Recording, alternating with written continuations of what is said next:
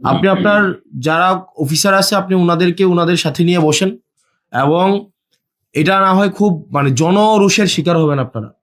এবং যদি আপনার অফিসার যারা আছেন, বিশেষ করে আপনার সেকেন্ড অফিসার নোয়াখালী মনে হয় বাড়ি, আর হচ্ছে আমি নামটা মনে করতে পারতেছি, ওনার নাম কি, মতিন মনে হয়, হ্যাঁ ওনার নাম মনে হয় মতিন। ফুললি করাপ্টেড একটা মানুষ, এবং আমাদের কাছে, আমি এভিডেন্স নিয়ে কথা বলছি, আমার কাছে প্রুফ আছে। এবং হচ্ছে আরেকজন আছে এসআই ভূষণ, ভবতোষ না, ভবতোষ, এসআই ভবতোষ টাকা ছাড়া এক কদম পা ফেলে না। এখন দেবিদ্বারে এই ধরনের কার্যক্রম কোনোভাবে হইতে পারে না। আপনার একটা স্বাভাবিক সাধারণ মানুষ, আপনার হচ্ছে, এবং থানার মধ্যে আপনার থানা আপনি চালান না, আপনার থানা চালায় হেলাল, আপনার থানা হেলাল চালায়। এবং আমি এখানে মানে ফ্যাক্ট বেসড আমি কথা বলছি, একটাও না জেনে আমি কথা বলছি না।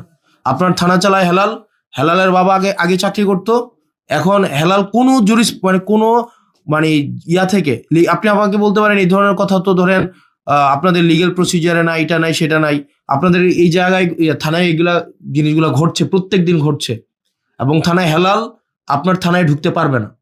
আজকের পর থেকে আপনার থানা চালাবেন আপনি, আপনার থানা আপনার আইন অনুযায়ী চলবে, এবং থানার যারা সদস্য তারা হচ্ছে আপনার যারা আইন শৃঙ্খলা বা পুলিশ আছেন, আপনার আন্ডারে যারা পুলিশ আছেন তারা হচ্ছে আপনার থানা চালাবে। এখন থানা যদি চালায় এমন জন যার যে পুলিশ না, যার হচ্ছে এখানে কোনো চাকরি নাই, সে যদি থানা চালায়, থানায় কোন মামলা রুজু হবে, কোন মামলা রুজু হবে না, কোনটা মামলা এজাহার ভুক্ত হবে, কোনটা এজাহার ভুক্ত হবে না, তারপরে হচ্ছে আপনি আমাকে বলতে পারেন যে না এগুলো হয় না, এগুলা উনার কাছ থেকে অ্যাপ্রুভাল নিয়ে, এটা মৌখিক একটা অ্যাপ্রুভাল নিয়ে তারপরে থানায় হচ্ছে ভুক্তভোগীরা যাইতে হয়। আমি আপনার কাছে যে সহজে আসতে পারি, একটা স্বাভাবিক ভুক্তভোগী, একটা গ্রামের ভুক্তভোগী স্বাভাবিকভাবে পুলিশ সম্পর্কে ওনাদের একটা স্টিগমা আছে, একটা ভয় কাজ করে।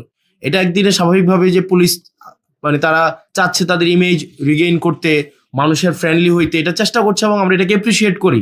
কিন্তু স্বাভাবিকভাবে একটা গ্রামের মানুষ যখন দেবিদ্বারে আসে, বরকামতা থেকে, ভানি থেকে, সুলতানপুর থেকে, এটা স্বাভাবিক, এটা গ্রামের মানুষ। আপনি যে কেসের যে জিনিসগুলো বলছেন এগুলা দেখবেন, স্বাভাবিকভাবে অর্থনৈতিকভাবে যারা একটু একটা লিমিটেড একটা পর্যায়ে জীবনযাপন করে, তাদের মধ্যেই কলহগুলা বেশি হয়। আপনি দেখবেন যে অটো চালক, সিএনজি চালক, তারা যখন থানায় যায় দেখা যায় বেশিরভাগ ক্ষেত্রে তাদেরকে হয়রানি করে। এখন স্বাভাবিকভাবে পুলিশের কাছে যাওয়ার আগে কিন্তু এক ধরনের পুলিশ আছে যারা হচ্ছে অচাকরিজীবী পুলিশ, পুলিশের কাছে যাওয়ার আগে, এটা আপনি আপনার জায়গা থেকে এটা আপনি দেখবেন না, এটা যারা ভুক্তভোগী, আমি এটা গত একটা বছর, এটা আমার ব্যক্তিগত জায়গা থেকে, এবং এখানে সাংবাদিক আছে, একজন সাংবাদিক অস্বীকার করতে পারবে না, তারা এগুলো কথা বলে না, আপনারা অস্বীকার করতে পারবেন, এটা মানে এটা সত্য ঘটনা না, একজন সাংবাদিক অস্বীকার করতে পারবে না।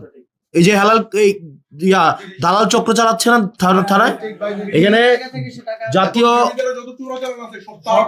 হ্যাঁ তাহলে জাতীয় গণমাধ্যমে, এখানে আমি জাতীয় গণমাধ্যমের সবাই আছে, এখানে আছেন, আপনারা আছেন না এখানে, তো আপনার এই যে দেবিদ্বারের দালাল চক্রটা এবং মাদক চোরাচালান চক্রটা হেলাল চালায় না? আপনি আমাকে প্রশ্নের উত্তর দেন, হেলাল কোন মানে কোন এখতিয়ার বলে?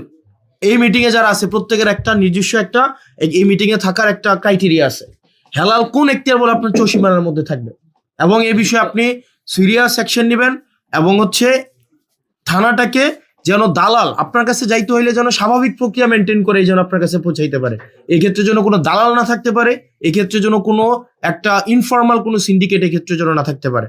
আপনার সাথে মানুষের সম্পর্ক হবে একদম ডিরেক্ট সম্পর্ক, যেটা লিগ্যাল সেই জায়গায় আপনি কোঅপারেট করবেন, যেটা ইলিগ্যাল সেক্ষেত্রে কারো কোঅপারেট করার আপনার প্রয়োজন নাই, আপনার জায়গা থেকে লিগ্যালি যেটা দরকার আপনি সেটা করবেন। আপনার এখানে দালাল চক্র দিয়ে আপনি ঘিরে আছেন, এবং আমরা চাই আপনাকে কোঅপারেট করতে, আমরা চাই একটা law and order situation restore হোক, আমরা চাই যাতে করে হচ্ছে প্রত্যেকটা মানুষ আপনার সেবাটা যেন যথাযথভাবে নিতে পারে, যাতে করে তারা ভোগান্তির শিকার না হয়, সেজন্য আমি প্রত্যাশা করি আপনি সেক্ষেত্রে যথাযথ ব্যবস্থা নেবেন।